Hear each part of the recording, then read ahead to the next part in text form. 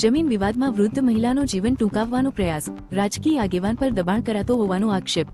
અમદાવાદ ગ્રામ્યમાં જમીન વિવાદે ઉગ્ર સ્વરૂપ ધારણ કર્યું. રાજકીય આગેવાનના ત્રાસથી કંટાળી વૃદ્ધ મહિલાએ ઝેરી પદાર્થ પી આપઘાતનો પ્રયાસ કર્યો. પરિવારજનોએ આક્ષેપ કર્યો કે વારંવાર ધમકીઓ આપવામાં આવી રહી હતી. જમીન વિવાદને લઈને તણાવ વધતા આ ચોંકાવનારી ઘટના સામે આવી. હાલ મહિલાની સારવાર ચાલુ અને સમગ્ર મામલે તપાસ હાથ ધરાઈ.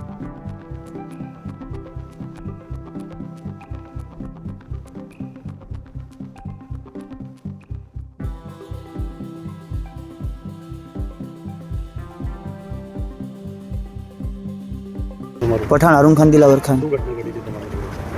જમીન અમે વેચેલી 2024 તારીખ 7 મહિનો 11 અમે 5 લાખ રૂપિયા બાનું ઉપાડેલું.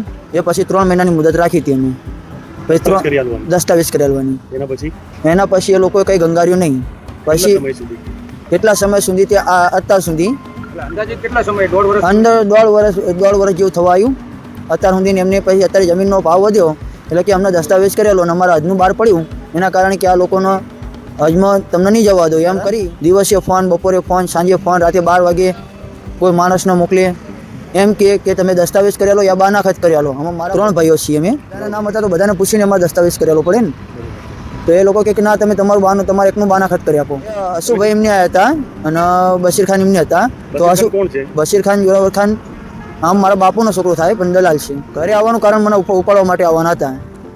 હસમુખભાઈ, દિલીપભાઈ જાદવ એ લોકો મને છેલ્લા 5 દિવસની ધમકી આપતા હતા સત્તાના જોર ઉપર કે હું ભાજપ સરકારમાં હું તો તમને આમ કરી કાઢી, પેલું કરી કાઢી એ રીતે ધમકી આપતા હતા. કે પૈસા અમને પૂરા મળ્યા નહોતા. મારી મમ્મીએ દવા પીધી. મને ટોર્ચર કરતા હતા તો એ 3 દિવસથી મેં ખાધું નહીં. તો એમને ખબર પડી કે ભાઈ છોકરાને કંઈ થયું લાગે. તો પછી ટોર્ચર કરતા હતા. એના કારણે મારી મમ્મીએ દવા મને પોલીસ સ્ટેશન બોલાવ્યો. તો પોલીસ સ્ટેશન ગયો તો હું પોલીસ સ્ટેશન સાણંદ જીઆઈડીસી શૈલેષભાઈ ગોહિલ શૈલેષભાઈ.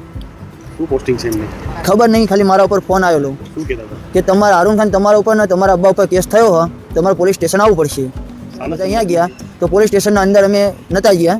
મતલબ પોલીસ સ્ટેશનમાં ખરા પણ જે કેબિન હોય એમાં નહોતા ગયા. બહાર ઓફિસમાં હોલમાં હસુભાઈ એમને બેઠેલા હતા.